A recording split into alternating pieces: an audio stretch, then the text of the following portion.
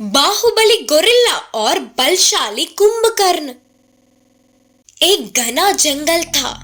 उस जंगल का राजा था शेर। महाराज शेर बाकी के सारे जानवरों का अच्छे से ध्यान रखता।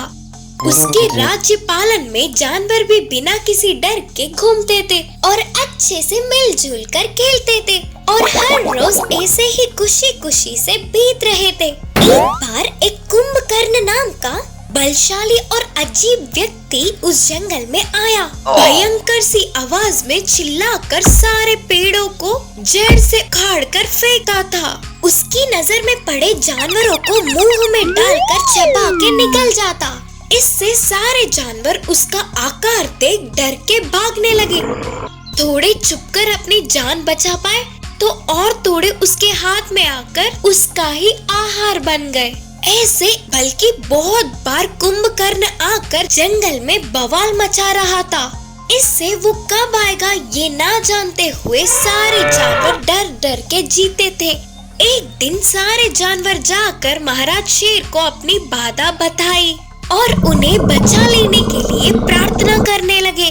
अच्छा, इतना हो रहा है तो अब तक उस कुंभकर्ण के बारे में मुझे क्यों नहीं बताया?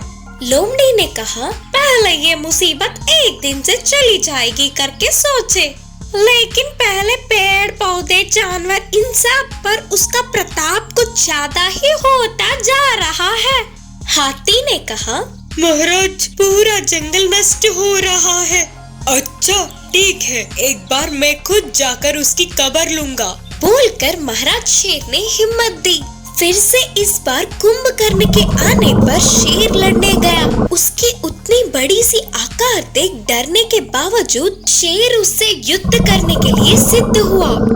लेकिन उसकी बड़ी सी आकार के सामने शेर बहुत ही छोटा होने पर उसको जोर से उठाकर मार मार के कहीं दूर नीचे पटक दिया। बेचारे उनके महाराज शेर को अपनी हड्डी टूटवा कर ऐसे देखने पर सारे जानवरों को उस पर दया आई। हमारे महाराज की हालत ही ऐसी है तो अब हमें कौन बचाएगा? अब इस जंगल को छोड़ जाना ही ठीक होगा। अभी उसकी कोई जरूरत नहीं पड़ेगी, हमारे लिए ये बाहुबली है, चलो उसकी मदद मांगेंगे। बोलकर शेर बाकी के जानवरों को साथ लेकर गोरिल्ला के पास गए और उसको पूरी बात का विवरण दिए। उनके बातों को सुनते ही बाहुबली को कुंभकर्ण पर बहुत गुस्सा आया। उसे अच्छी सबक सिखाने का निर्णय किया। तभी वो अजीब व्यक्ति के आते हुए बड़े बड़े आवाज होने लगे। बाप रे, वो आ गया, मैं तो भागकर अपने आप को बचा लूंगी। बोलते हुए लोमड़ी भाग गई। बाकी के जानवर भी उसे देखते ही भागने लगे।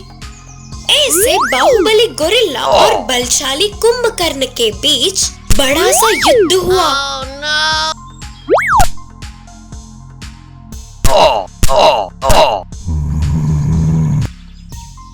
तब बाहुबली गोरिल्ला से कुंभकर्ण का हार होने पर सारे जानवरों ने उत्सव मनाया और हमेशा की तरह खुशी से घूमने लगे। नन्ही बकरी, सोने का अंडा और शरारती कौवा। एक बार जंगल में एक नन्ही सी बकरी खुशी से उछलते हुए खेल रही थी। तभी अचानक एक सोने का अंडा उड़ता हुआ आकर नन्ही बकरी को टक्कर मारा तो नन्ही बकरी उड़कर थोड़ी दूर जाकर गिरी।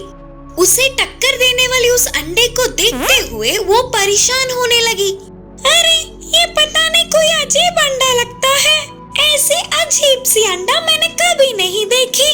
ये क्या हो सकता है और इधर कैसे आया होगा करके कुछ देर तक सोच में पड़ गए।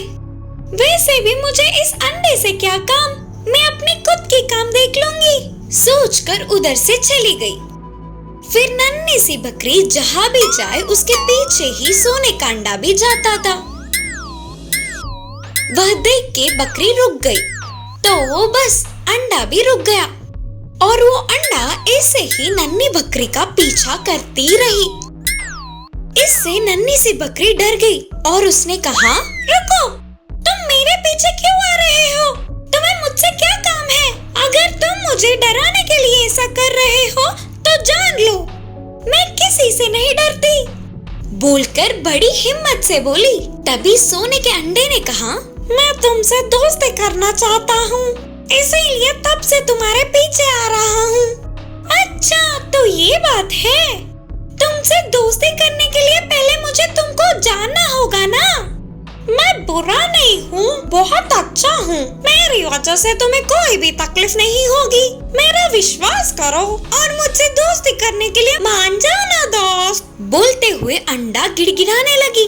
ठीक है, पहले से ही कौवा से दोस्ती की थी मैंने, अब तुमसे भी कर लूंगी। तब वो सोने का अंडा खुशी से उछल उछल कर चिल्लाने लगा। बकरी और अंडा दोनों मजे से खेल रहे थे। दूसरी ओर डायनासोर को अपना अंडा ना दिखने पर पूरी जंगल में गुस्से से चिल्लाती हुई घूमती ही रही। ऐसे ढूंढने वाली डायनासोर को पेड़ के डाल पर एक कौवा दिखा। अरे कौवा, तुझे कहीं भी सोने का अंडा दिखा क्या? बोलकर डायनासोर परेशान होकर कौवे से पूछी। तो कौवे ने उसे देख डरते हुए कहा, नहीं नहीं, मैंने ऐसा तो कुछ नहीं देखा। मेरी एक अंडा नहीं मिल रही है, पता नहीं कहाँ गई होगी। अगर तुम्हें कहीं भी सोने का अंडा दिखेगा तो तुरंत आकर मुझसे कहो। हाँ हाँ ठीक है। बोलकर कौवा अपने दोस्त नन्ही बकरी के पास चला गया। ऐसे उड़ते हुए वो नन्ही सी बकरी के पास पहुंच गया।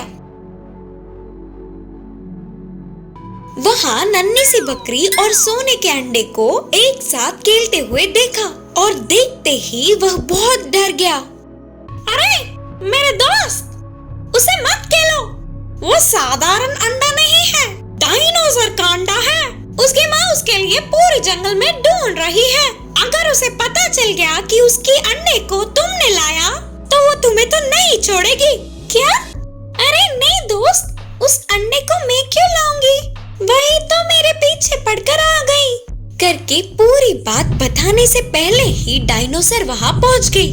नन्ही सी बकरी ने ही उसे उठा लाया करके उस पर गुस्से से हमला करने लगी। तेरी इतनी हिम्मत, मेरे अंडे को ही उठा के लाओगी? मैं तुझे नहीं छोड़ूंगी। अरे कौवे, क्या तू भी इसमें शामिल है? बोलते हुए गुस्से में चिल्लाई। तभी अंडा थोड़ा थोड़ा टूट गया था। फिर पूरा टूटकर सोने के रंग में नन्ही डायनासोर बाहर आई। मम्मा, नन्ही बकरी मासूम है, उसे कुछ मत करो, इधर मैं ही आया हूँ, मेरी वजह से उसे कोई भी हानि नहीं पहुँचेगी करके मैंने उसे वादा भी दिया, उसे छोड़ दो। इससे डायनासोर शांत होकर बकरी को छोड़ दिया। कौवा और बकरी बार बार बच गए करके सोचे, अब से तुम और तुम्हारी दोस्ती दोनों नहीं चाहिए करके नन्ही बकरी ने कहा। फिर भी नन्ही डायनासोर ने नहीं छोड़ा। बकरी और कौवे की दोस्ती की बहुत तारीफ की। उन्हें उससे दोस्ती करने के लिए अपनी माँ से मनवाने को कहा। माफ कीजिए, तुमने ही मेरे अंडे को चुराया होगा करके ऐसे बर्ताव किया, लेकिन तुम्हारी दोस्ती के बारे में जानने के बाद मेरी सोने की बच्ची को अच्छी बुद्धि ही मिलेगी करके समझ गई। बोलकर उनसे विनती करने लगी। डायनासोर के ऐसे विनती करने पर वे दोनों मना नहीं कर पाए और नन्ही डायनासोर से दोस्ती के लिए मान गए। तब से नन्ही बकरी, नन्ही डायनासोर और शरारती कौवा खुशी से खेलने लगे। इसीलिए कहते हैं, भले लोगों के साथ की दोस्ती भलाई ही करता है। बिच्छू और कछुए की कहानी। एक जंगल था।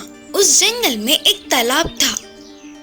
उस तालाब के किनारे एक बिच्छू और उसी तालाब में एक कछुआ रहते थे। एक दिन बिच्छू को पानी में घूमने की इच्छा जागी, लेकिन बिच्छू को तैरना नहीं आता था। इससे कछुआ दिखा तो उससे बिच्छू ने कहा, कछुए मामू, मुझे अपनी पीठ पे बिठाकर थोड़ी देर पानी में इधर उधर घुमाओ ना।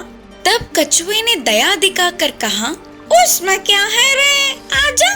बोलते हुए अपनी पीठ पर बिठाया तो ऐसे कछुआ पूरे तालाब में इस कोने से उस कोने से घुमा रही थी। लेकिन बिच्छू तो ऐसे खाली पीली बैठ नहीं पाई। इस कछुए की पीठ तो बहुत मजबूत होती है ना, लेकिन मैं अगर इसे डंक मारूंगा तो इसे फर्क पड़ेगा कि नहीं करके बिच्छू को संदेह आया, तो तुरंत कछुए को डंक मारने लगी। बेचारी कछुए को बहुत दर्द हुआ और वो दर्द बर्दाश्त ना कर पाते हुए बोली, दामाद जी, आपने ऐसा क्यों डंक मारा? तब बिच्छू ने हंसते हुए कहा, मजाक मजाक में डंक मारना मेरी आदत है। इस बात से कछुए को बहुत गुस्सा आया और इस बिच्छू को किसी भी तरह सबक सिखाने का निर्णय किया और तुरंत कछुआ पानी के अंदर डूबने लगी। तो अचानक से बिच्छू डर के आश्चर्य हुआ और बिच्छू को पानी में सांस न आने पर वो तड़पने लगी। कछुए मामू, क्यों ऐसे पानी में डूब रहे हो?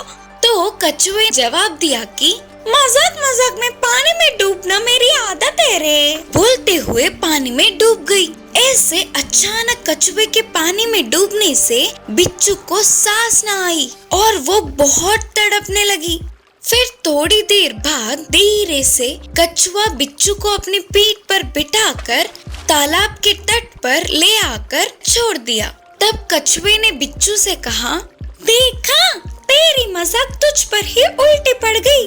तूने मुझे कितना दुख दिया, इसीलिए तुझे एक अच्छी सबक सिखाने के लिए मुझे ये करना पड़ा करके बोली।